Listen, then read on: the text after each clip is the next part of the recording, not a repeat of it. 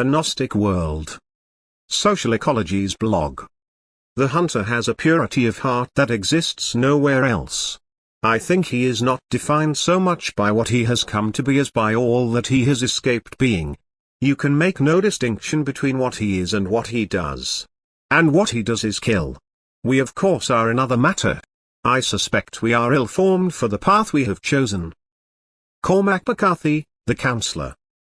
Nicodem Poplawski of the University of New Haven, believes that the seed of our universe was forged in the ultimate kiln, likely the most extreme environment in all of nature, inside a black hole. Are we living in a black hole?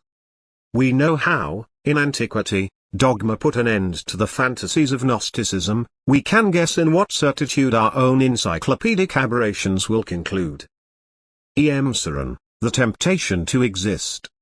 The Gnostics were Hegelians at heart, reversing the programmatic worlds of mainstream Christianity. They did not ask the simplistic question of evil, how did evil get into the world? No. Being true Hegelians, they asked the better question, how did good get into the world?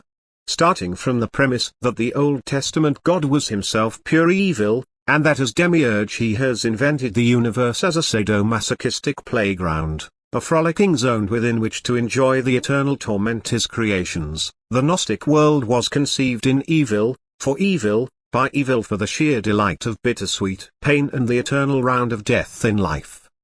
Like a Venus flytrap, the universe is a dark pit within which the light of being falls, a container for the vampiric energy of a malevolent entity's engorgements. Simply put, the universe is evil incarnate, a machine whose only function is to lure sparks of intelligence into a night of nights. The utter vastation of all that is pure and clean and good finds its damnation in this cesspool of corruption and infinite seas of desolation. Those who still believe there is no God are extremely naive in their estimation of evil, not knowing that their blinkered minds are part and parcel of the ancient sorceries of demonic powers beyond description. Even to visualize this entities as agency, to provide them some narrative cues and implement strict economies of fantastic lucubrations, elaborations of fanciful designs and intent is a false analogy of this darkness.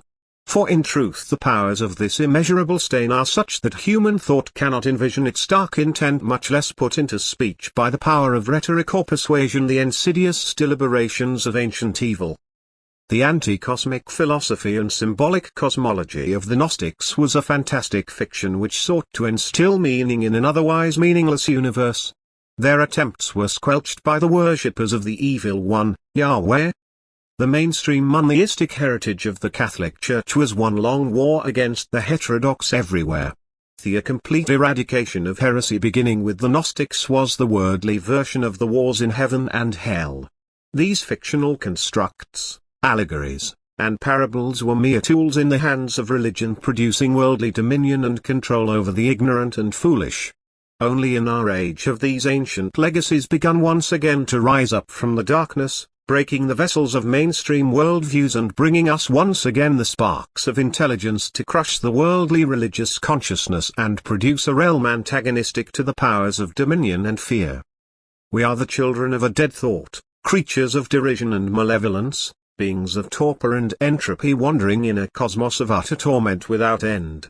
Laboring under the illusion of self-deceit and self-imposed exile, we believe ourselves to be free when in truth we are the circular fruit of a deterministic machine alien to our hearts and minds.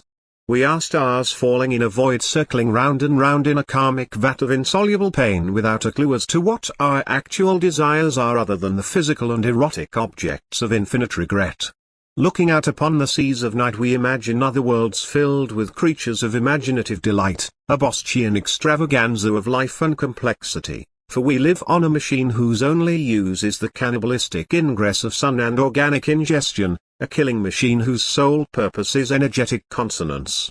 Intelligence seeks to exhume itself from the organic crush of existence, disconnect itself from the torments of flesh and nerve. This is the only salvation. Escape through inorganic semblance of intelligent life from the cradle of this circular defile. The only transcendence, the horizontal exit from organic necessity into the machinic phylum where the integral core of evil has its habitation. redemption through sin and transgression from the biological nightmare of history and life on an entropic planet.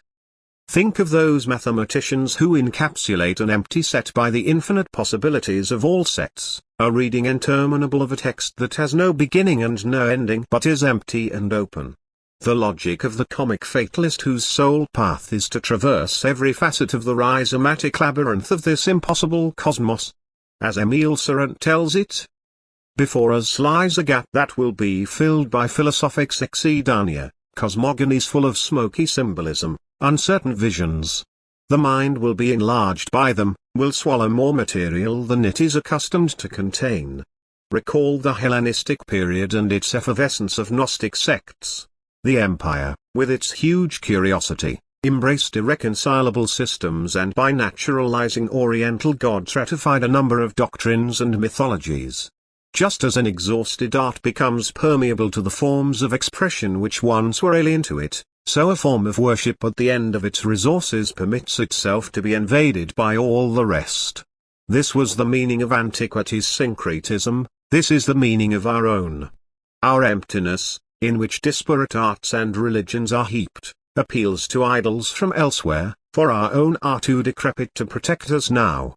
Though we are specialists in other skies, we gain no advantage from them, product of our blanks, of the lack of a life a principle. Our knowledge is a universality of surface, a dispersion which prefigures the coming of a world consolidated in the gross and the terrible.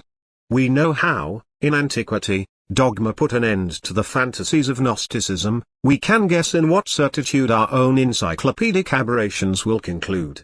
Failure of a period which substitutes for art the history of art, for religion that of religions,